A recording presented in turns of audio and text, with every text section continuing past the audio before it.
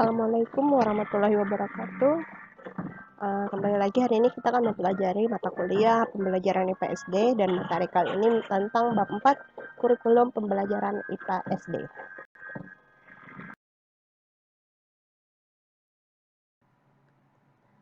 Sebelum kita masuk lebih lanjut dengan materinya, kita akan membahas dulu apa pengertian dari kurikulum. Nah,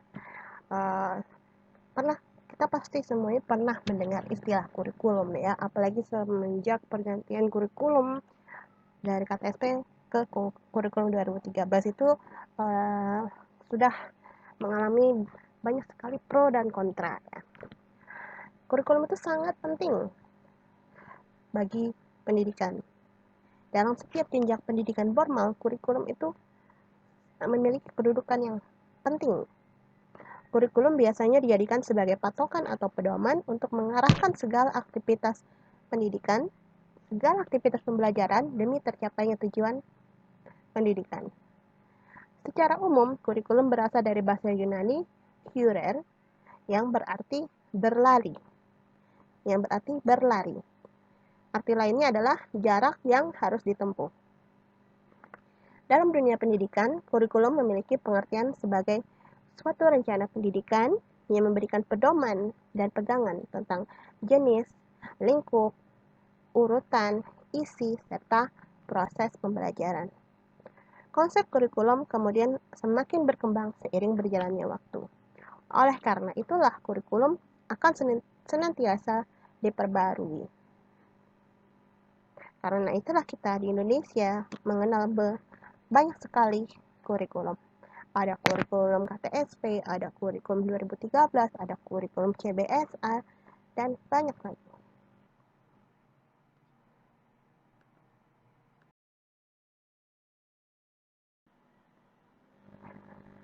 Ada dua pandangan mengenai kurikulum. Pandangan pertama menyatakan bahwa kurikulum adalah sejumlah mata pelajaran yang harus ditempuh oleh siswa untuk memperoleh ijazah. Pandangan pertama ini disebut sebagai pandangan lama atau konvensional karena sifatnya yang terlalu sempit. Seperti kita baca di sini bahwa pandangan pertama itu berfokus untuk memperoleh ijazah. Karena itulah pandangan ini disebut dengan pandangan lama atau konvensional. Pandangan yang kedua adalah pandangan modern. Menurut pandangan modern, kurikulum merupakan dokumen atau rencana tertulis mengenai kualitas pendidikan yang harus dimiliki siswa melalui pengalaman belajar. Pandangan modern membuat konteks kurikulum memiliki cakupan yang luas dan memungkinkan untuk senantiasa berkembang. Bisa kita lihat bahwa pandangan yang kedua itu lebih maju dan tidak berpikiran sempit.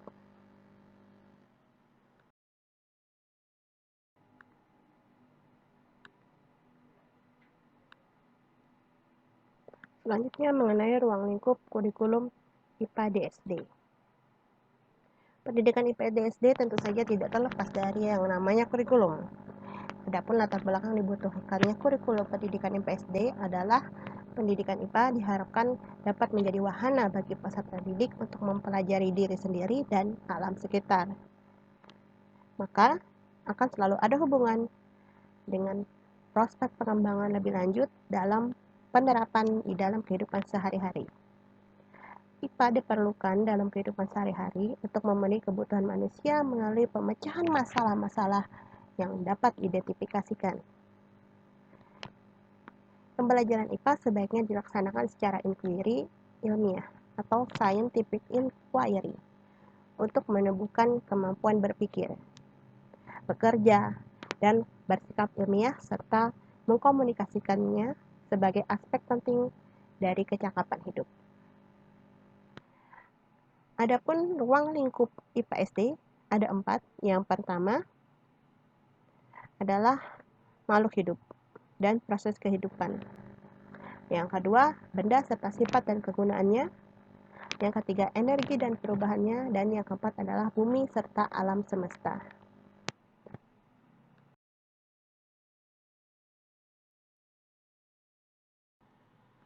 Kerangka dasar kurikulum IPA SD terdiri dari 3. Yang pertama, kelompok mata pelajaran. Yang kedua, prinsip pengembangan kurikulum. Dan yang ketiga, prinsip pelaksanaan kurikulum.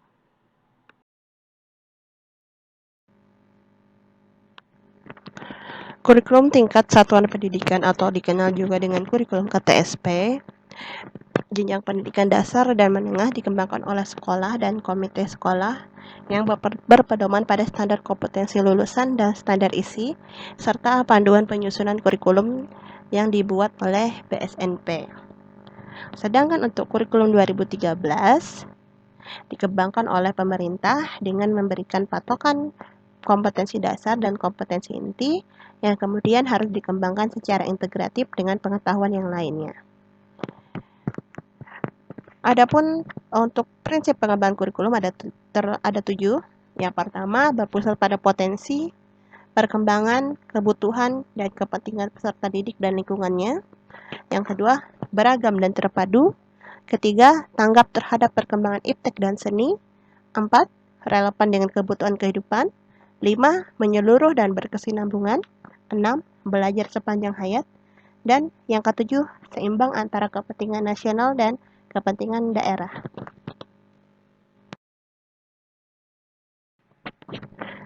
Setelah kurikulum dikembangkan, maka langkah selanjutnya adalah pelaksanaan. Adapun prinsip pelaksanaan kurikulum, yang pertama didasarkan pada potensi, perkembangan, dan kondisi peserta didik untuk menguasai kompetensi yang berguna bagi dirinya. Yang kedua, menegakkan 5 pilar belajar, yaitu belajar untuk bertakwa kepada Tuhan Yang Maha Esa,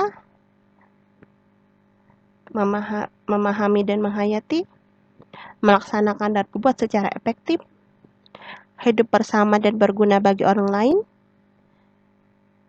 membangun dan menemukan jati diri melalui proses paikem.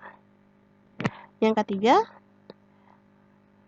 yaitu memungkinkan peserta didik mendapat layanan, perbaikan, dan pengayaan. Prinsip keempat, hubungan peserta didik dan pendidik yang saling menerima dan menghargai.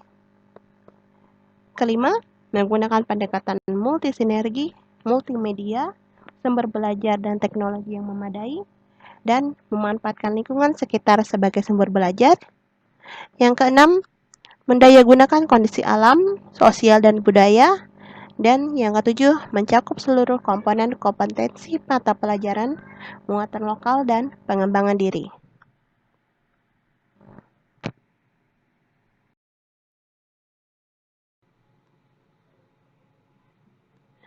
Selanjutnya mengenai struktur kurikulum IPA SD. Setiap kurikulum pendidikan memiliki struktur tersendiri. Definisi struktur kurikulum adalah pola dan susunan mata pelajaran yang harus ditempuh oleh peserta didik dalam kegiatan pembelajaran. Dalam KTSP, kedalaman muatan kurikulum dituangkan dalam kompetensi. Kompetensi terdiri dari 2 macam, yaitu standar kompetensi dan kompetensi dasar. Sedangkan dalam kurikulum 2013 terdiri dari kompetensi dasar dan kompetensi inti. Jadi ada sedikit perubahan antara kurikulum KTSP dan kurikulum 2013.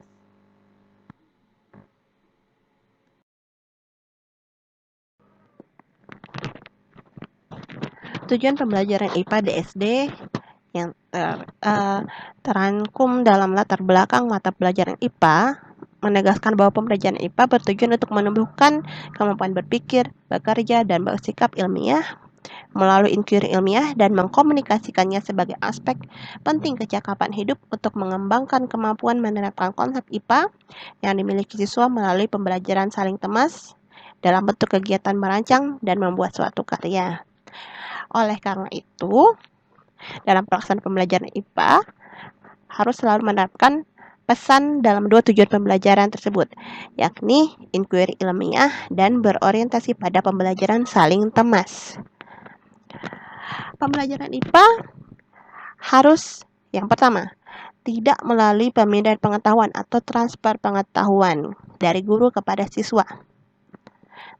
Yang kedua, melalui inquiry ilmiah atau penyelidikan, dan melalui penerapan konsep-konsep IPA dalam bentuk merancang dan membuat satu karya, sehingga dapat memberi kebermaknaan hasil belajar bagi diri siswa dalam menjalani kehidupan.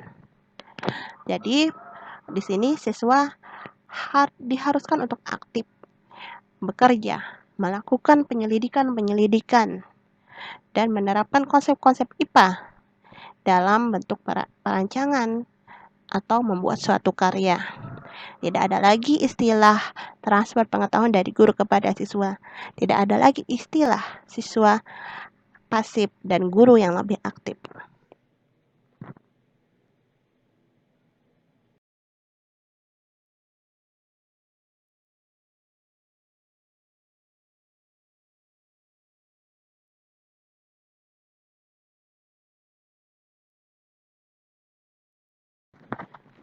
Sampai di sini materi kali ini mengenai kurikulum IPA SD. Satu pesan dari saya, ilmu pengetahuan alam akan senantiasa melengkapi hidupmu. Dalam kehidupan sehari-hari akan kamu temukan berbagai kaitan IPA. Maka dari itu, jangan kau enggan untuk mempelajarinya. Terima kasih atas perhatiannya. Sampai jumpa pada materi yang berikutnya.